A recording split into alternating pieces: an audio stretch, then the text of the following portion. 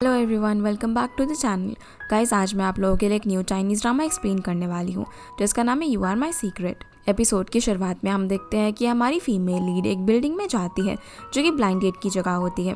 वहाँ पर आते ही वहाँ की जो रिसेप्शनिस्ट होती है उसे एक छोटा सा बियर देती है जिस पर एक नंबर लिखा हुआ था।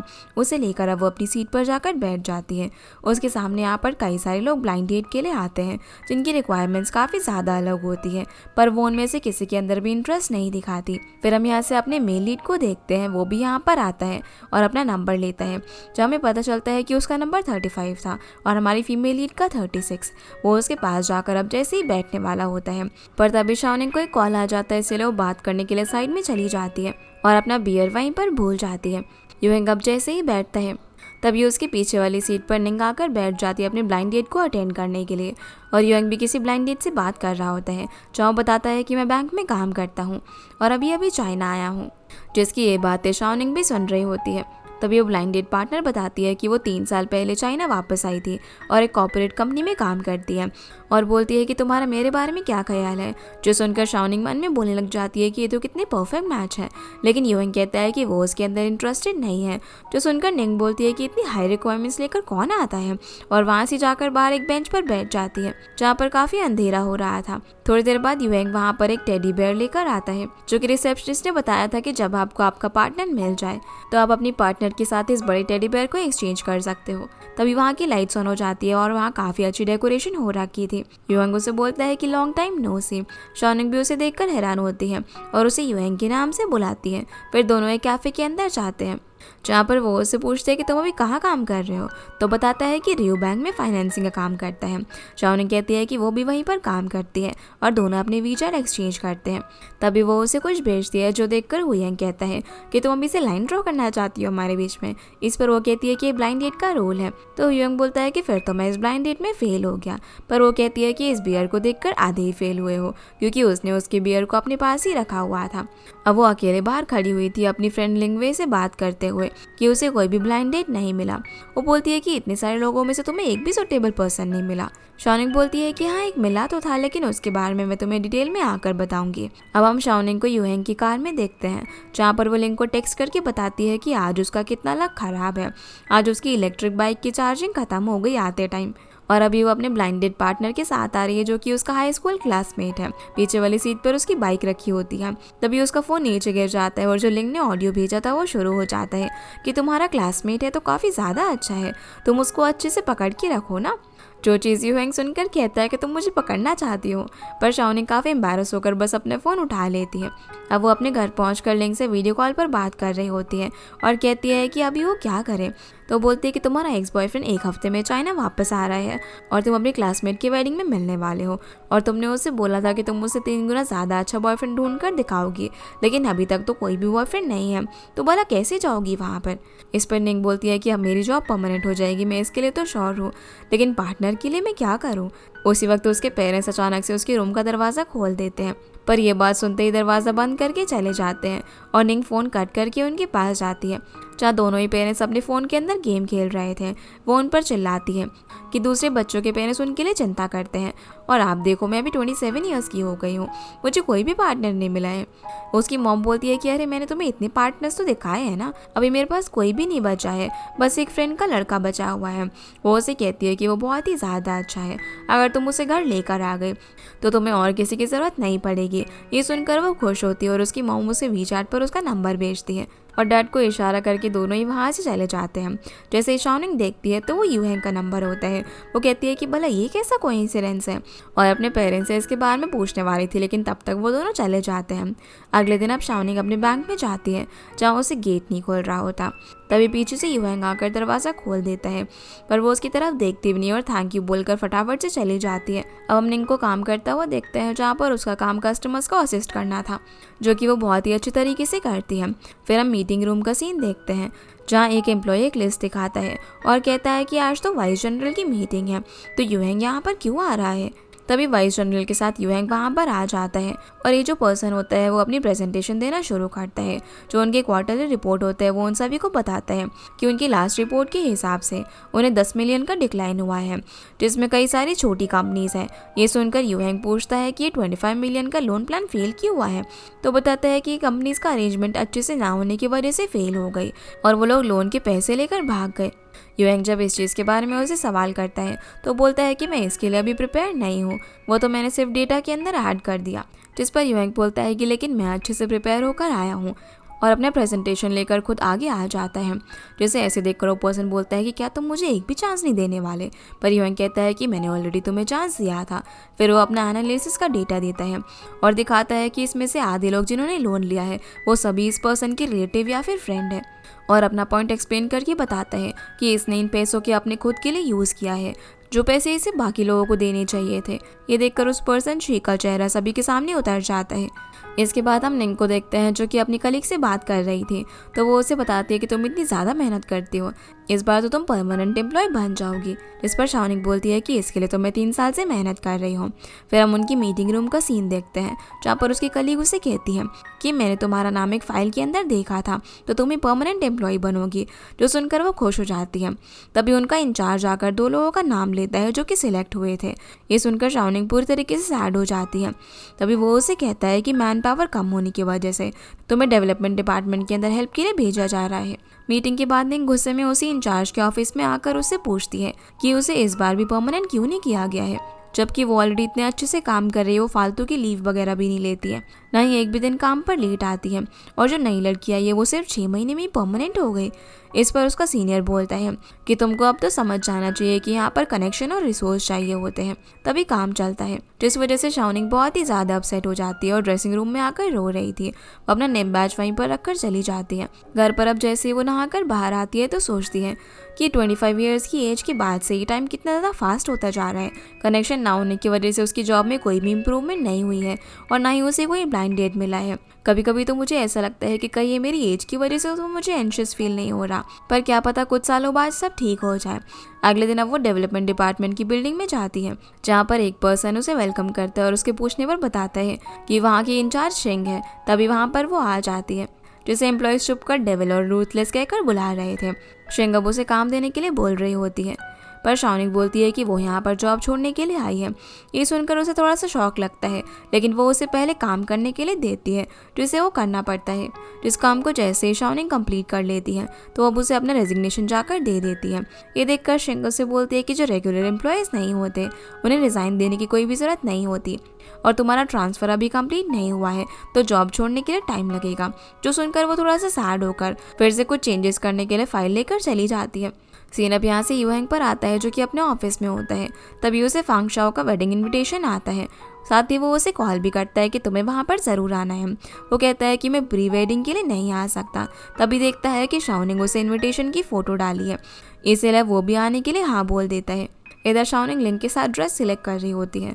वो उसे बताती है कि उसका एक्स बॉयफ्रेंड लो सेजिंग अब्रॉड जाकर तुम्हें भूला नहीं है, वो यहाँ पर वापस आकर तुम्हें फिर से परस्यू करेगा, तो क्या तुम साथ आओगे।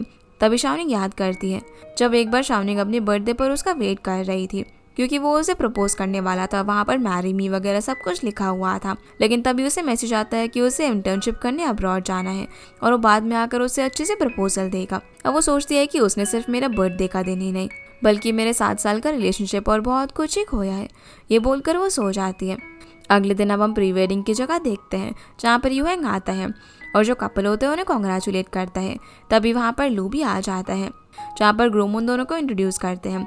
यूहैंग कहता है कि हम एक दूसरे से पहले भी मिल चुके हैं, लेकिन लू को याद नहीं होता। अब वो दोनों ग्रीटिंग शेयर करते हैं। तभी सामने से शाओनिंग आ जाती है।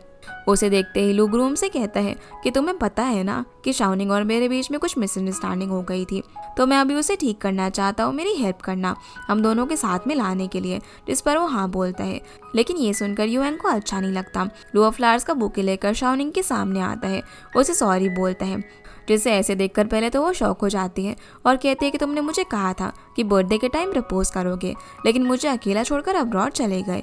उस टाइम में इतना ज़्यादा एम्बैरेस्ड हुई थी। तो अभी क्या मुझे यहाँ पर भी एम्बैरस करना चाहते हो? लू बोलता है कि मैं सॉरी बोलने के लिए आया हूँ, उस टाइम मेरी गलती थी, मैं उस टाइम मैरिज को नहीं देख पा रहा था, मुझे ऐसा लगा कि वो सही टाइम नहीं था हमारी शादी करने के लिए, लेकिन इस 1 साल में मुझे पता चला कि मैं कितना ज़्यादा गलत था।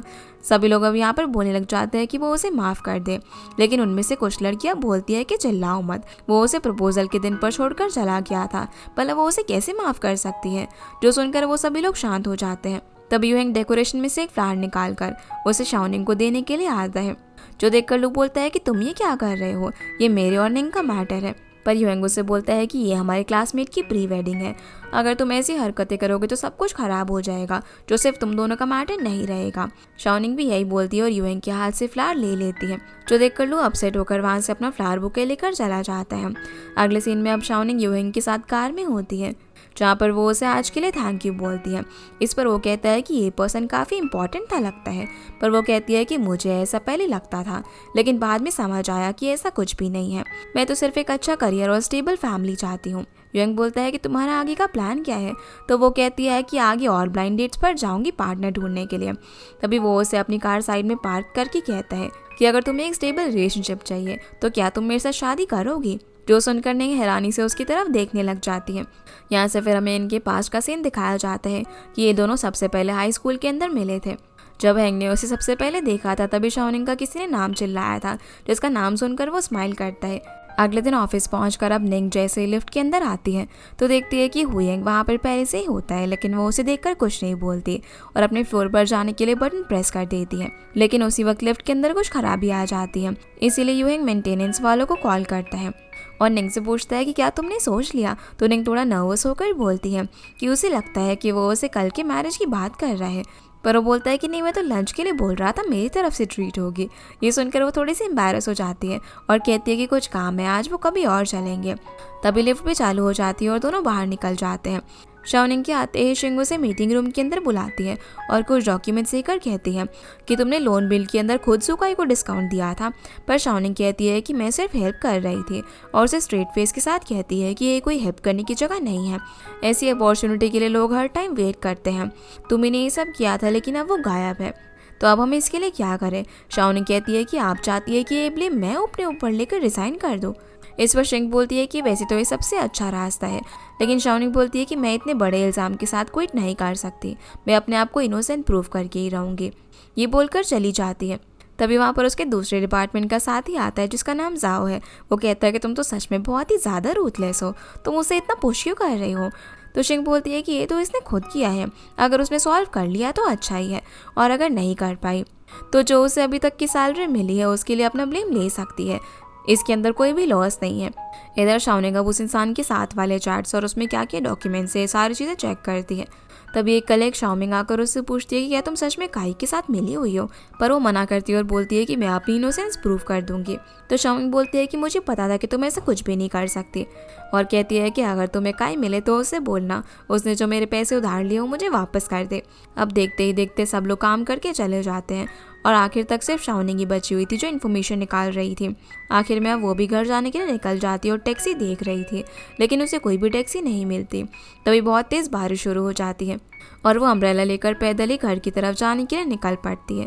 थोड़ा आगे जाकर वो नीचे एक पोस्ट देखती है और याद करती है कि उसने बैंक में लगाया था। ये देखकर वो काफ़ी सैड हो जाती है। फिर वो किसी को कॉल लगाती है बात करने के लिए, लेकिन वो पर्सन फ़ोन नहीं उठाता। तभी हवा चलने की वजह से उसका अम्ब्रेला भी नीचे गिर जाता है और वो बैठकर यहाँ पर रोने लग जाती है। लेकिन उसी वक्त हुएंग वहाँ पर अपना अम्ब्रेला लेकर आ जाता है। फिर हम दोनों को साथ में कार की ट्रंक में बैठा हुआ देखते हैं, जो कि दोनों कॉफ़ी पी रहे थे और साथ में बारिश को एंजॉय कर रहे थे। शाओनिंग उसे कहती है कि हम शादी कर लेते हैं। यूएंग पूछता है कि क्या बोला अभी तुमने? पर वो कहती है कि नहीं नहीं कुछ भी नहीं। तभी यूएंग उसे चेयर करने के लिए बोलने लग जाता है कि मैंने सुना है कि बारिश ना एक नेचुरल फायरवर्क होती है। ये सुनकर वो कहती है कि पहले इसी वजह से मैं इसे पसंद करती थी, लेकिन अभी पता चला कि ऐसा कुछ भी नहीं होता, ये तो सारा कीचड़ हमारे ऊपर ही स्प्लैश कर देती है। वो बोलती है कि तुम्हें भी मेरी प्रॉब्लम के बारे में पता चल गया होगा ना अभी तक तो, जिस पर वो हाँ कहता है। शाओनिंग बोलती है कि जब काफ़ी सालों बाद क्लासमेट्स मिलते हैं तो अपने करियर या फिर मैरिज के बारे में बातें करने लग जाते हैं, लेकिन मैं जब से तुमसे मिली हूँ सिर्फ अपना फेलियर तुम्हें दिखा रही हूँ। यूएंग बोलता है कि शादी ना करना कोई फेलियर नहीं होता, और करियर में आगे जाने के लिए तुम्हारे पास और भी टाइम है, मुझे यकीन है कि तुम अच्छा कर लोगी।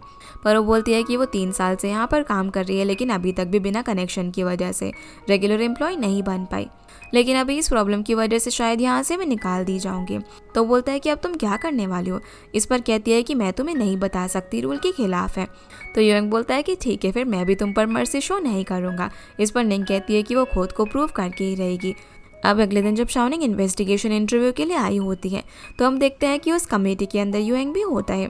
वो उन सभी को अब सारी इन्फॉर्मेशन लाकर दे देती है और बोलती है कि वो इसमें किसी भी तरीके से मिली हुई नहीं है।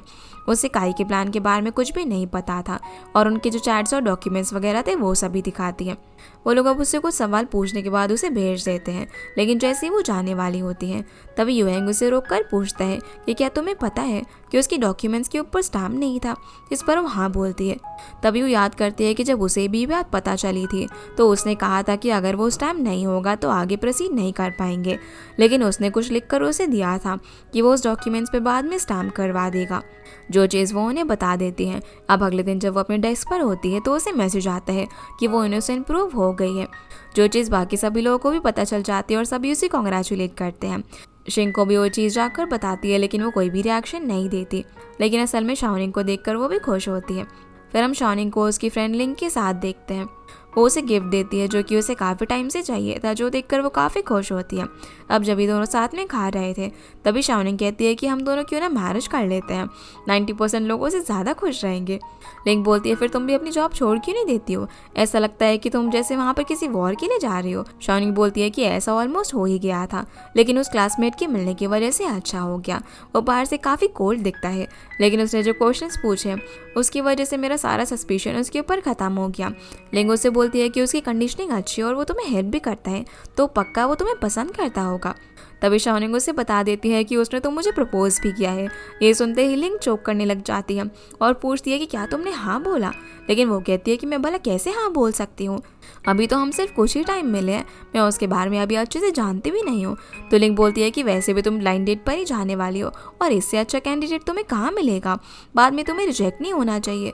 मुझे लगता है कि ये पर्सन नल्लू से अच्छा है, जो कि तुम्हारे काम को भी अच्छे से समझता है, इसीलिए तुम्हें उसके प्रपोजल को एक्सेप्ट कर लेना चाहिए।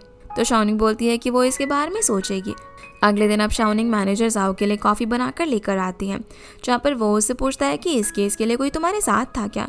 पर वो कहती है कि अगर ऐसा होता तो मैं अभी तक टेम्परेरी एम्प्लॉय नहीं होती। जो सुनकर वो ओके बोलता है। अब जब ये लोग बात कर रहे थे तभी वहाँ पर शिंग आकर उसे कहती है उसके लिए कॉफ़ी बनाने के लिए, और बोलती है कि निंग ना मेरे अंडर काम करती है तो उसे कॉफ़ी मत बनवाओ। फिर वो उसे बताती है कि उसका एक क्लाइंट हॉस्पिटल के अंदर एडमिट है, तो शाओनिंग को उसे मिलने जाने के लिए बोलती है क्योंकि उसे थोड़ा सा काम था और वो बाद में आएगी। अब शाओनिंग फ्लावर्स और फ्रूट बास्केट वगैरह लेकर हॉस्पिटल पहुंच जाती है और कॉल करके शिंग को बताती है कि उसके क्लाइंट को ज़्यादा चोट नहीं आई है और वहाँ पर दूसरे बैंक वाले लोग भी आ रहे हैं। तो सुनकर वो बोलती है कि वो अभी आ रही है। अब शाओनिंग उसके कहने पर दूसरा बुके ऑर्डर कर रही थी, तभी वो युएंग को हॉस्पिटल में देखती है और सोचती है कि ये यहाँ पर किससे मिलने के लिए आया है। वो भी उसके पीछे पीछे जाती है और एक रूम में पहुँच जाती है जहाँ पर एक लेडी थी, लेकिन वहाँ पर युएंग नहीं होता। तो उस लेडी से माफ़ी मांग कर जाने वाली होती है, लेकिन उसी वक्त पीछे से युएंग आ जाता है और उसका नाम लेकर बोलता है कि तुम यहाँ पर कैसे। जहाँ में पता चलता है कि असल में युएंग की मॉम हॉस्पिटल में एडमिट है और वो उन्हीं को ही देखने के लिए आया था। और शाओनिंग का नाम सुनते ही वो उसे बुलाने लग जाती है, बोलती है कि तुम हैंग की गर्लफ्रेंड हो ना, हम लोग पहली बार मिल रहे हैं। हैंग ने मुझे तुम्हारे बारे में बताया था। जो सुनकर वो पहले तो हैरान हो जाती है, लेकिन अब उसकी मॉम की कंडीशन को देखकर वो भी ऐसे एक्ट करने लग जाती है जैसे कि वो उसकी गर्लफ्रेंड हो। मॉम बोलती है कि कितना अच्छा होगा अगर तुम दोनों शादी कर लोगे, और ये सब बोलते बोलते वो एकदम से अनकॉन्शियस हो जाती है। तो इस वजह से हैंग काफ़ी घबरा जाता है। वो लोग डॉक्टर और नर्स को बुलाते हैं। बाहर आकर अब हैंग उसे बताता है कि उसकी मॉम को लास्ट स्टेज ब्रेस्ट कैंसर है। तो पूछती है कि उसकी मॉम को उसके बारे में कैसे पता। इस पर वो बता देता है कि हम कुछ दिन पहले मिले थे, तभी मैंने बताया था, तो शायद उन्हें गलतफहमी हो गई होगी। शाओनिंग बोलती है कि अब मुझे समझ आया कि तुम मैरिज के लिए इतने ज़्यादा जल्दी क्यों कर रहे थे। तभी डॉक्टर भी आकर बोलता है कि उसकी मॉम सीरियस है और उसे प्रिपेयर रहना चाहिए। उसी वक्त शाओनिंग को भी कॉल आ जाता है, इसीलिए उसे जाना पड़ता है और हैंक वापस से अपनी मॉम के पास आकर बैठ जाता है।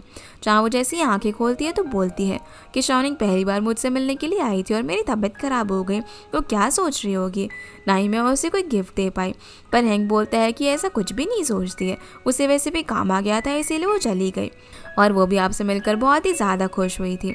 इस पर मॉम कहती है कि मैंने हमेशा तुम्हारे मुंह से उसके बारे में सुना था और आज देख भी लिया। हैंक बोलता है कि आप जल्दी से ठीक हो जाओ, फिर हम साथ में उसके लिए गिफ्ट पिक करने के लिए चलेंगे। जो सुनकर वो खुश होकर हाँ बोलती हैं। बाद में अब जब यूएंग हॉस्पिटल के बाहर पहुंचता है तो देखता है कि शाओनिंग अभी तक वहां पर उसका वेट कर रही थी। दोनों अब साथ में मार्केट में जाकर बहुत सारा स्ट्रीट फूड एंजॉय करते हैं और एक ग्राउंड में वॉक करने के लिए जाते हैं, जहाँ पर निंग बोलती है कि यहाँ पर आकर मुझे काफ़ी अच्छा लगता है। तो हैंक कहता है कि जब मैं कॉलेज में था तब जल्दी बड़ा होना चाहता था, क्योंकि कुछ चीज़ें हम तभी कर सकते हैं।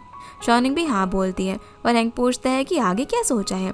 तो वो बोलती है कि वैसे तो मैं इस डिपार्टमेंट के अंदर आना नहीं चाहती थी, लेकिन अभी आ ही गई हूँ तो अच्छे से काम करूँगी। और मैरिज की बात करें तो मुझे सिर्फ एक अच्छा पार्टनर चाहिए, तो मैं तुम्हारे बारे में सोचा और तुम अच्छे हुए थे, तुम्हारे साथ टाइम स्पेंड करने के बाद पता चल गया। बस मुझे एक चीज़ समझ नहीं आ रही कि तुमने मुझे मैरिज के लिए क्यों चूज़ किया। तो यूएंग बोलता है कि तुम्हारे साथ रहकर ना मुझे रिलैक्स फील होता है। निंग कहती है कि हम क्लासमेट्स हैं, इसीलिए मुझे भी तुम्हारे साथ ना ऐसा ही लगता है। वैसे भी मैरिज में प्यार ना भी हो तब भी हम साथ में अगर रहकर खुश हैं और एक दूसरे की रिस्पेक्ट कर रहे हैं तो लाइफ अच्छी चल सकती है। लेकिन मुझे बस यही लगता है कि मेरे पास अभी स्टेबल जॉब नहीं है, ये तुम्हारे लिए थोड़ा सा अनफेयर होगा, क्योंकि वो काफ़ी अच्छी पोजीशन पर था। पर वो बोलता है कि नहीं, मैं ऐसा नहीं सोचता, हम एक दूसरे की हेल्प करनी चाहिए आगे बढ़ने में, इसी को तो मैरिज बोलते हैं ना। जो सुनकर निंग खुश होकर उसे कहती है कि मैं रेडी हूँ तुम्हारे साथ शादी करने के लिए। जो सुनकर वो भी खुश हो जाता है और दोनों साथ में वॉक करते हैं। जिसके बाद शाओनिंग अब हैंक को लेकर अपने पेरेंट्स से मिलाने के लिए लेकर जाती है और बताती है कि वो लोग कल ही उनकी मैरिज रजिस्टर कराने के लिए जाने वाले हैं।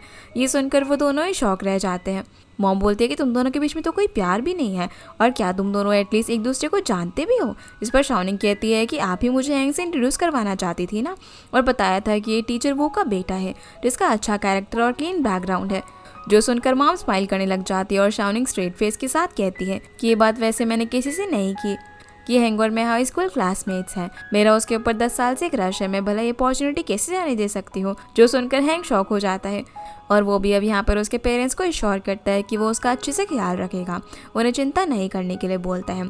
तो पेरेंट्स कहते हैं कि अभी तुम दोनों मैरिज कर रहे हो तो हमें अंकल आंटी मत बोलो। जो सुनकर निंग कहने लग जाती है कि वो कुछ ज़्यादा ही जल्दी हो जाएगा ना, थोड़ा सा टाइम तो दो उसे, जब ऑफिशियल मैरिज हो जाएगी ना तब वो आप लोगों को मॉम डैड बोलेगा। लेकिन वो उसी वक्त उन्हें मॉम डैड कह देता है, जो सुनकर पेरेंट्स खुश हो जाते हैं। अगले दिन अब निंग जल्दी से अपना ऑफिस का काम खत्म करके जाने की परमिशन मांगती है और फटाफट से वहाँ से जा ही रही थी, जिसे ऐसे देखकर मैनेजर जाओशिंग से बोलता है कि इतनी जल्दी में क्या शादी करने के लिए जा रही है। इधर शाओनिंग फटाफट से हैंक की कार में जाकर बैठ जाती है और दोनों अपना हाउस होल्ड रजिस्टर लेकर मैरिज ब्यूरो में जाते हैं। पर उन दोनों के साथ में कोई भी फोटो नहीं थी, इसलिए पहले अब उन्हें फ़ोटो खिंचवाने के लिए जाना पड़ता है, जहाँ पर दोनों ऐसे फ़ोटोज़ क्लिक करा रहे थे जैसे कि उन्हें ज़बरदस्ती वहाँ पर लाया गया हो, जिन्हें ऐसे देखकर फोटोग्राफर भी तंग आ गया था और बोलता है कि यार तुम दोनों की शादी होने वाली है, ज़रा अच्छे से स्माइल करो। अब काफ़ी कोशिश करने के बाद वो दोनों जैसे ही फ़ोटो खिंचवा कर वापस आते हैं तब तक मैरिज ब्यूरो बंद हो जाता है, इसीलिए वो दोनों अगले वीक आने का डिसाइड करते हैं। जैसे ये लोग शाओनिंग के घर पर जाते हैं तो देखते हैं कि वहाँ पर मॉम ने तो अपने काफ़ी सारे रिलेटिव्स को बुलाया हुआ था सेलिब्रेट करने के लिए उनकी मैरिज के लिए। हैंक के आते ही वो उसे इंट्रोड्यूस करवाती है कि ये मेरा सन इन लॉ है। सभी लोग उसकी तारीफ़ करते हैं कि ये तो कितना ज़्यादा हैंडसम है और उन्हें मैरिज सर्टिफिकेट दिखाने के लिए बोलते हैं, लेकिन शाओनिंग झूठ बोल देती है कि वो तो उन्हें कार में ही भूल गई और उन्हें बाद में दिखा देगी। दोनों अब शाओनिंग के रूम के अंदर जाते हैं, जहाँ पर शाओनिंग उसे बोलती है कि मैं अपने पेरेंट्स और रिलेटिव्स का मूड ख़राब नहीं करना चाहती थी, इसीलिए सर्टिफिकेट के बारे में नहीं बताया। हैंक बोलता है कि कोई बात नहीं, वैसे भी अगले वीक हम लोग मैरिज रजिस्टर करा लेंगे। सभी रिलेटिव्स के जाने के बाद हैंक अब डैड के साथ बैठा हुआ था, जहाँ पर वो बड़े ही प्यार से मॉम और शाओनिंग को स्माइल करते हुए देख रहे थे और बताते हैं कि कैसे शादी के बाद अब उसे शाओनिंग को खुश रखना है, उसकी हेल्प करनी चाहिए, सबसे ज़्यादा इम्पॉर्टेंट होता है रोमांस। इधर निंग की मॉम भी उसे टिप्स दे रही होती है कि हैंक बहुत ही अच्छा लड़का है, उसके अंदर पेशेंस है और तुमने एक बहुत ही अच्छा हस्बैंड चूज़ किया है। पर मॉम यहाँ पर उसकी काफ़ी ज़्यादा ही तारीफ़ कर रही थी, तो शाओनिंग बोलती है कि आप तो ऐसे बोल रही हो जैसे कि आप उसे जानती हो, पर इस पर मॉम स्माइल करने लग जाती है। शाओनिंग अब बाहर तक हैंक को छोड़ने के लिए आती है और उसे बोलती है कि आगे क्या करें, क्योंकि मेरे पेरेंट्स को तो लगता है कि हमारी शादी हो गई है, लेकिन मेरे लिए सब कुछ ज़्यादा ही फास्ट हो रहा है। तो वो उसे बोलता है कि कोई बात नहीं, फिलहाल के लिए तुम अपने पेरेंट्स के घर पर रुक जाओ और जब तुम्हें ठीक लगे तब तुम मेरे साथ रहने के लिए आ सकती हो। ये बोलकर वो उसे जाने के लिए कहता है और जब तक वो अपने फ्लोर तक नहीं पहुंच जाती तब तक वो उसे देखता ही रहता है। अगले दिन अब ऑफिस में शिंग शाओनिंग को अपने एक ड्रॉर में लेकर आती है और कहती है कि इसमें से एक ड्रेस चूज़ करने के लिए हमें एक क्लाइंट से मिलने के लिए जाना है। तुम्हारा ये पहली बार है कि तुम काम के लिए किसी क्लाइंट से मिल रही हो और ये ना एक बैटलफील्ड की तरह होता है। वो उसे फिर पहनने के लिए एक ड्रेस निकाल कर देती है। इधर हैंग अपने ऑफिस में होता है, जो कि उन दोनों की फ़ोटो को अपने वॉलेट के अंदर रख लेता है और निंग को मैसेज करके बोलता है कि आज वो दोनों साथ में डिनर करने के लिए चले, लेकिन वो मना कर देती है कि वो बिजी है। अब जब शिंग और शाओनिंग लिफ्ट के अंदर होते हैं तभी हैंग और डायरेक्टर याओ भी लिफ्ट के अंदर आ जाते हैं। डायरेक्टर याओ शिंग से पूछता है कि क्या वो लोग क्लाइंट के साथ डिनर के लिए जा रहे हैं, तो इस पर वो हाँ बोलती है और दोनों बात करने लग जाते हैं। तो इस बीच हैंग निंग को टेक्स्ट करके बोलता है कि क्या तुम इसीलिए मेरे साथ नहीं जा रही हो, तो वो हाँ बोलती है और कहती है कि माइग्रेंट वर्कर को जो काम दिया जाता है वो करना पड़ता है। अब जब वो पार्किंग में खड़ी होती है तभी हैंग आकर उसे अपने ब्लेजर से कवर कर देता है और बोलता है कि अगर तुम्हें नहीं जाना तो मैं शिंग से कह देता हूँ, लेकिन वो बोलती है कि नहीं, ये मेरा काम है और वो कहाँ जा रही है बताती है। उसी वक्त शिंग कार लेकर वहाँ पर आ जाती है तो वो उसका कोट देखकर उसे फटाफट से भागकर चली जाती है। यहाँ से अब हम डिनर का सीन देखते हैं जहाँ पर शाओनिंग जो वाइन पी रहे होते हैं उसके बारे में क्लाइंट को बताती है। ये देखकर वो बोलता है कि ये लड़की तो काफ़ी ज़्यादा स्मार्ट है। पर निंग याद करती है कि कैसे वो इस क्लाइंट के बारे में सारी रिसर्च करके आई थी कि उसे वाइन बहुत ही ज़्यादा पसंद है और कार में शिंग को भी ये सब कुछ बता रही थी। तभी वो यहाँ पर किसी और क्लाइंट की बात करना शुरू कर देती है कि उन्होंने भी यहाँ से ही लोन लिया है। ये सुनते ही वो इंसान थोड़ा सा गुस्सा हो जाता है। तभी शिंग उसे शांत होने के लिए कहती है और उस क्लाइंट से बोलती है कि ये ना न्यू कमर है तो इसे पता नहीं है कि क्या बोलना है, आप लोगों के रिलेशनशिप के बारे में इसे नहीं पता। पर शाओनिंग याद करती है कि शिंग ने उसे कार में ये सब पढ़ने के लिए बोला था। फिर शिंग अपोलोजाइज करने के लिए उस क्लाइंट के सामने काफ़ी ज़्यादा ड्रिंक करती है और बाद में हम इन दोनों को साथ में वॉशरूम में देखते हैं जहाँ बताती है कि मैं इस क्लाइंट से बहुत बार मिल चुकी हूँ, लेकिन इसने अभी तक भी हमारी डील एक्सेप्ट नहीं करी है। अभी मुझे पता चला कि इसका जो छोटा भाई है वो इससे आगे निकल रहा है और उसने कुछ लोन लिया है। सोचो कि यही हमारे लिए ब्रेक थ्रू बन सकता है, इसीलिए उसने जानबूझकर उसकी बात उसके सामने की। निंग उससे पूछती है कि क्या ये वाइन वगैरह पीने ये सब कुछ हमेशा होता है।